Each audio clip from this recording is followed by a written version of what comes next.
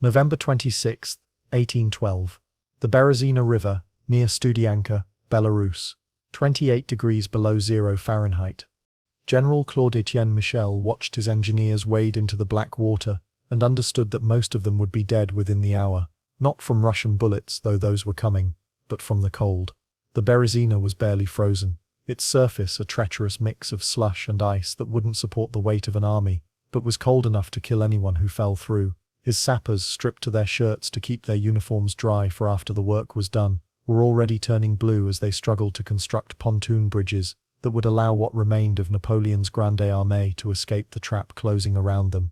Michel was 42 years old, a career military engineer who'd built bridges from Egypt to Poland, and he'd never seen anything like this. Behind him, stretching back for miles along the frozen road, were the remnants of an army that had marched into Russia 6 months ago with 685,000 men, and was now maybe 40,000 combat-effective troops surrounded by perhaps another 40,000 stragglers, wounded, sick, frostbitten civilians and camp followers who'd been absorbed into the retreat, and now shuffled forward like animate corpses, their faces blackened by frostbite, their eyes empty of everything except the animal need to keep moving because stopping meant freezing to death where you stood. The sounds were worse than the sights. Men screaming as they fell through ice, horses shrieking as they collapsed from exhaustion or hunger or the simple impossibility of their situation, the constant crackling of musket fire from the Russian forces that surrounded them on three sides, getting closer every hour, waiting for the bridges to collapse or the cold to finish what their bullets had started, and underneath everything, the wind, that endless Belarusian wind that cut through whatever clothes you had left, that turned your breath to ice crystals before it left your mouth, that promised death to anyone who stopped moving long enough to feel its full effect. Michel's engineers were dying in the river. He could see them slowing, their movements becoming sluggish as hypothermia shut down their bodies degree by degree. One young sapper, maybe 19 years old, Michel didn't know his name, there were too many dead to remember names anymore, simply stopped moving and slowly tilted forward into the water, his body too cold to register what was happening until it was too late. His comrades didn't stop working to retrieve him, they couldn't. Every second mattered.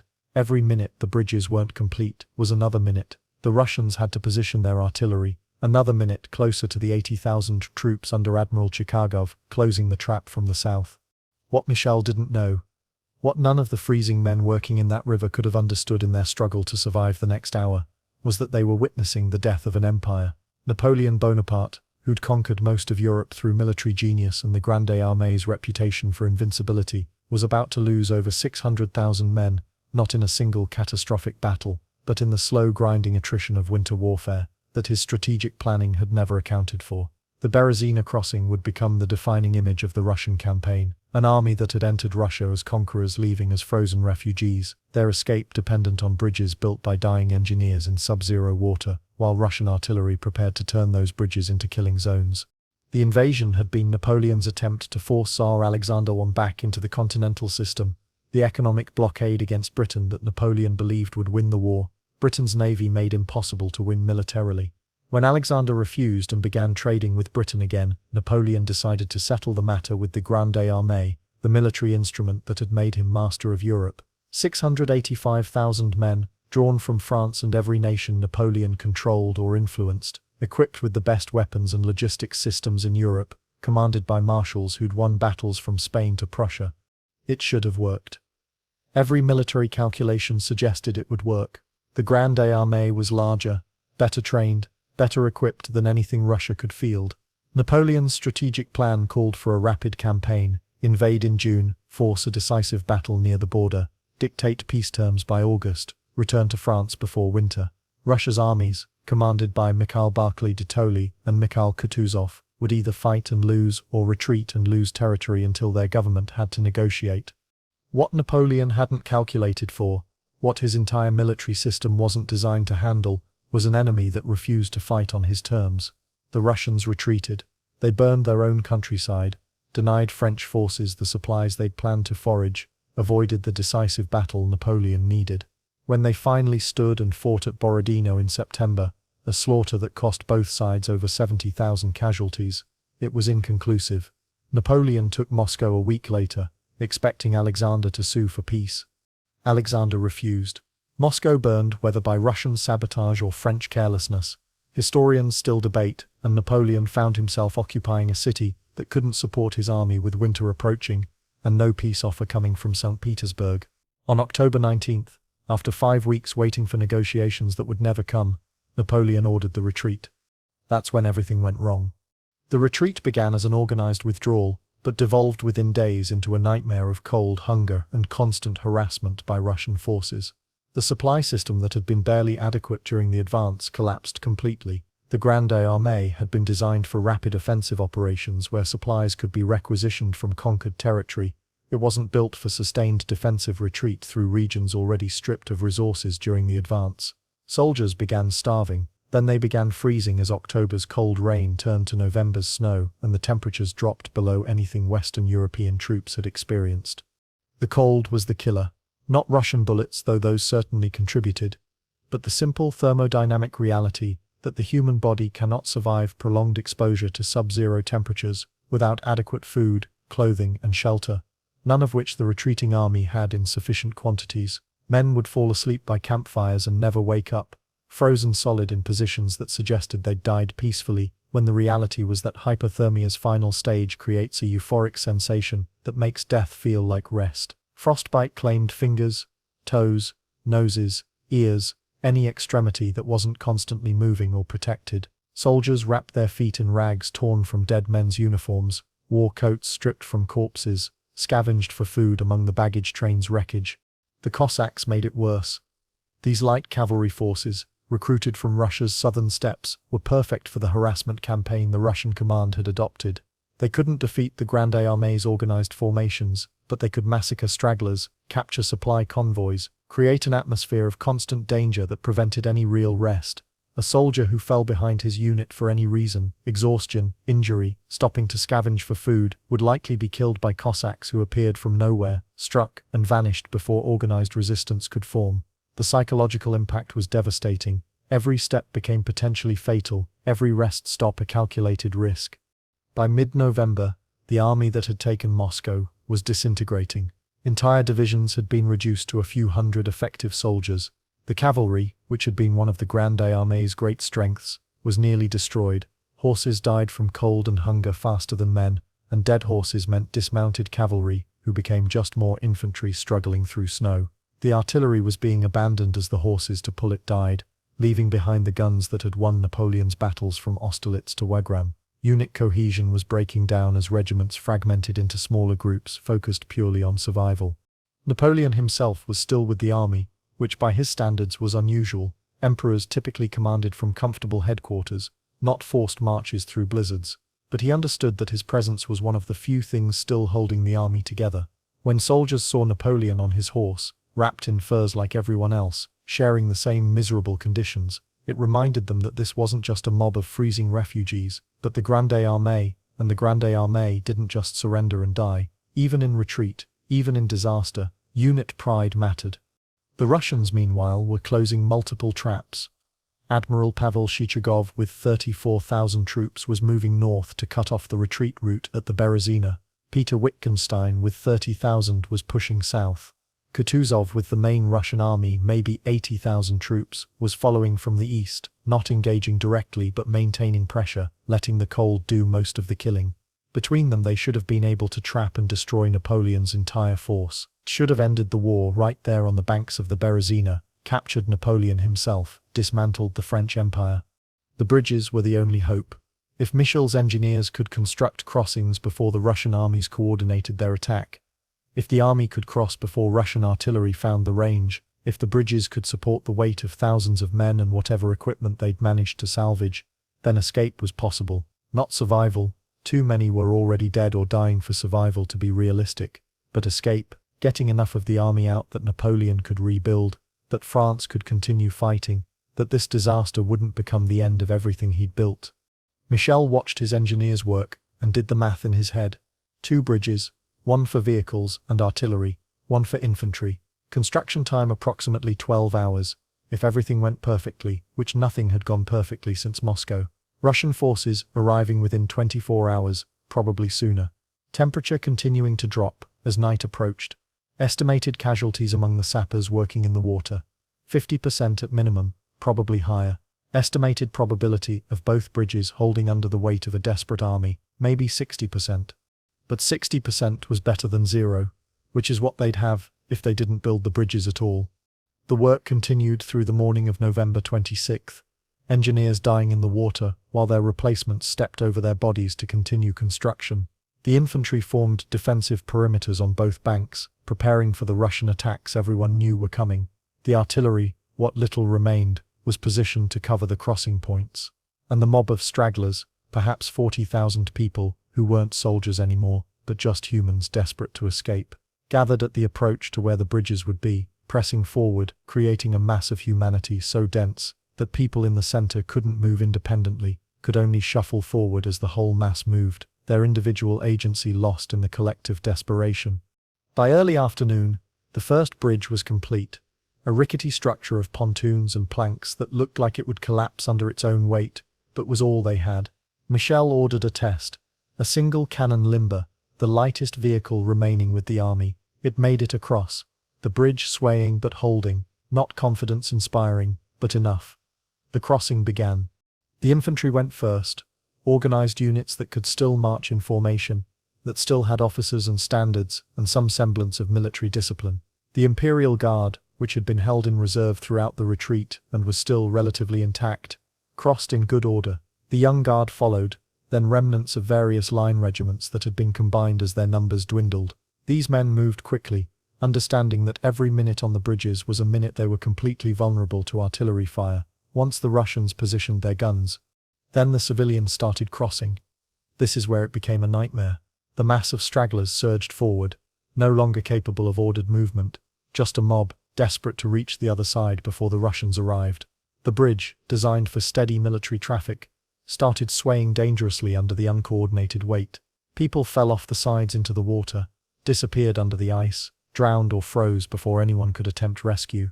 Others were pushed forward by the mass behind them, trampled when they fell, their bodies becoming obstacles that the crowd had to climb over because there was no going back, no stopping, only forward motion toward an escape that might not exist. The second bridge, the one for vehicles and artillery, was completed around 2 p.m. This one was sturdier, designed to hold heavier loads, but the engineers had paid for that strength with even more lives. Michel estimated that 70% of the sappers who'd entered the water that morning were dead, or incapacitated by hypothermia. The survivors were being carried away from the river, wrapped in whatever blankets could be found, most of them certain to lose fingers and toes to frostbite even if they survived the next few hours.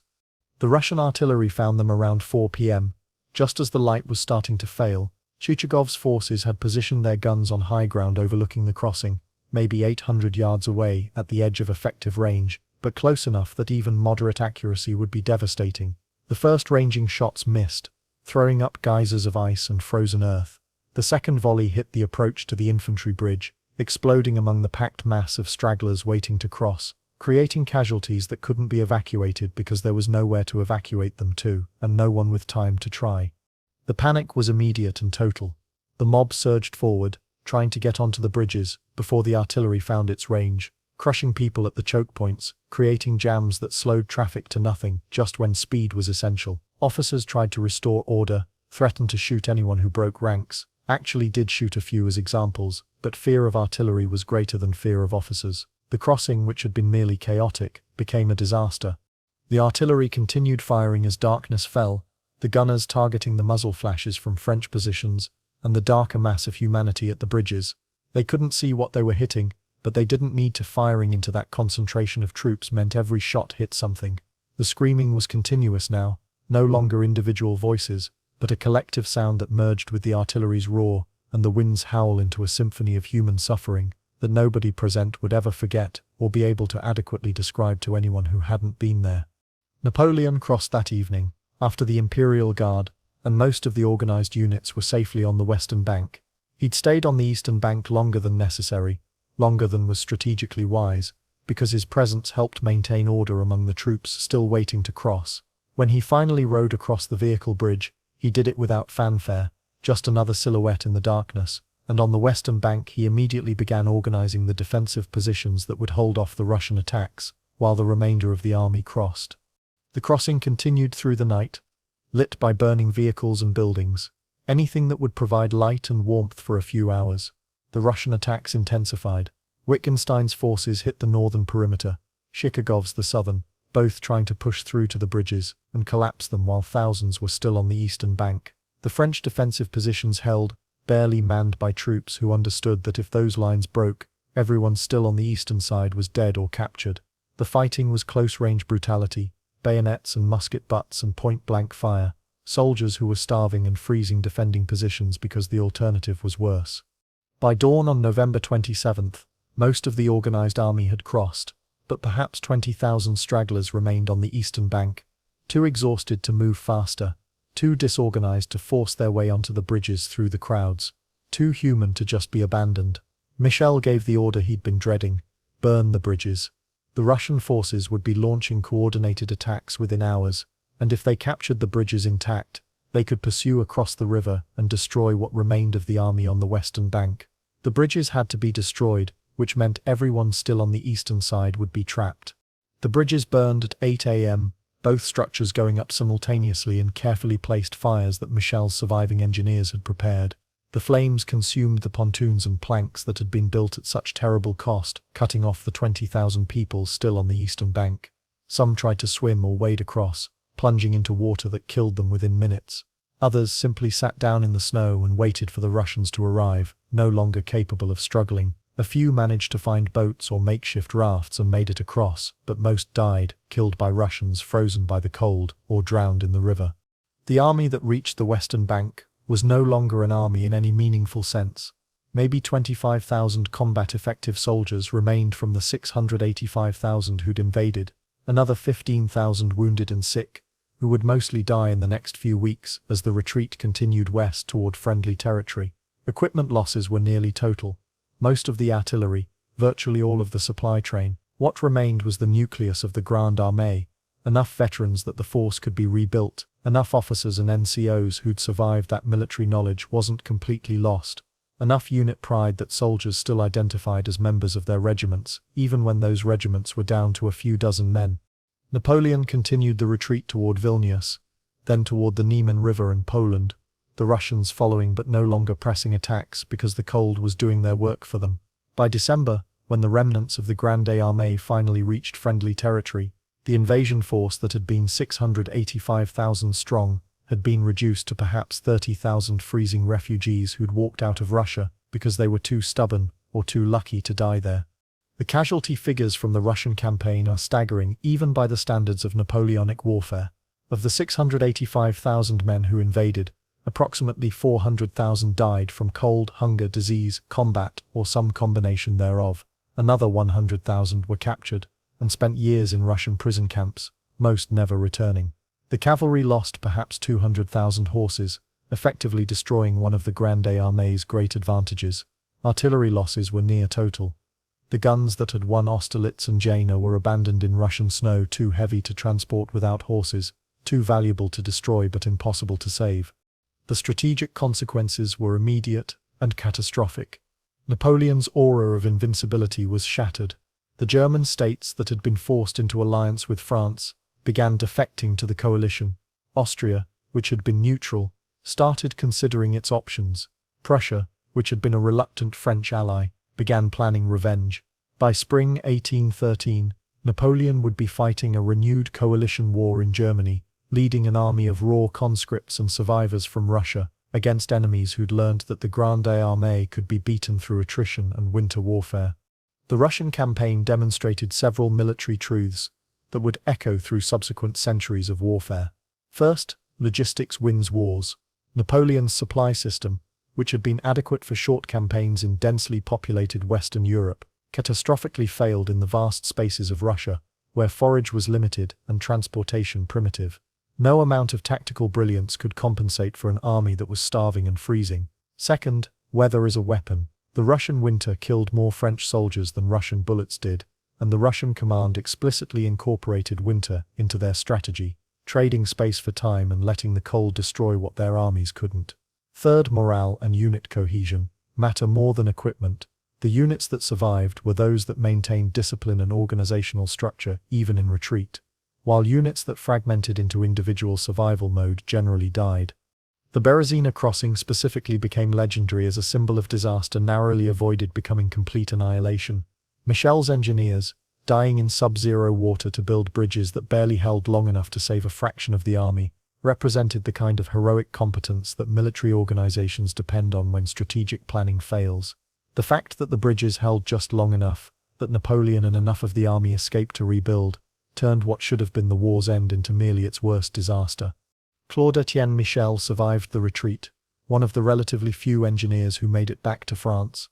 He would serve in the 1813 German campaign, and was killed at the Battle of Leipzig in October of that year, dying in one of the largest battles of the Napoleonic Wars, as Napoleon's reconstructed Grande Armée was systematically destroyed by overwhelming coalition forces.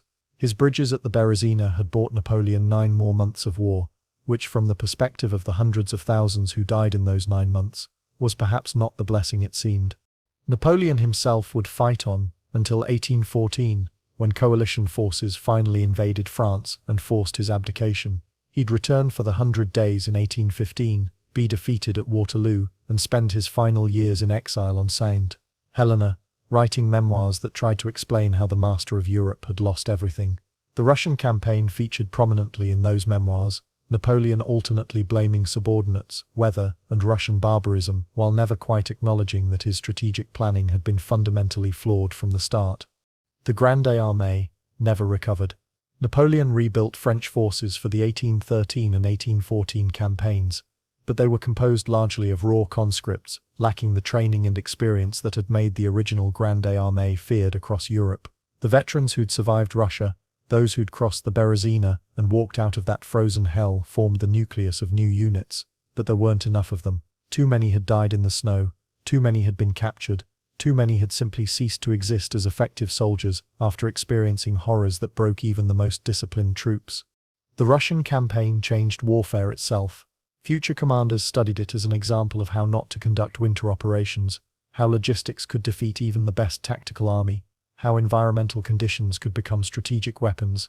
The Soviet Union in World War II would employ similar strategies, trading space for time, using winter as a weapon, letting the Wehrmacht discover that motorized armies could freeze and starve just as thoroughly as Napoleon's cavalry had. The lessons learned at such terrible cost in 1812 would be relearned in 1941, proving that some mistakes are so catastrophic they transcend centuries. But for the men who died building bridges across the Berezina, who froze in Russian snow, who were cut down by Cossacks or artillery, or simple hypothermia, the strategic lessons mattered less than the immediate reality of survival. They'd marched into Russia as conquerors and left as refugees, their transformation from Europe's finest army to freezing mob happening, so gradually that no single moment marked the change.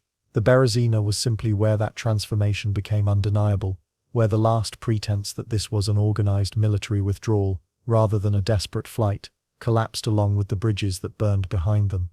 The battlefield at the Berezina is farmland now, peaceful and ordinary, with monuments marking where the bridges stood and where tens of thousands died in a crossing that lasted less than 48 hours. Russian and French historians still debate the exact casualty figures, argue about whether Napoleon made the right choices, discuss the tactical alternatives that might have reduced the disaster's scale, but none of their arguments can change the fundamental reality that 685,000 men invaded Russia, and fewer than 30,000 walked out, that an empire was destroyed in 6 months of marching through snow, that the greatest military mind of his generation learned the hard way that some objectives aren't worth their cost.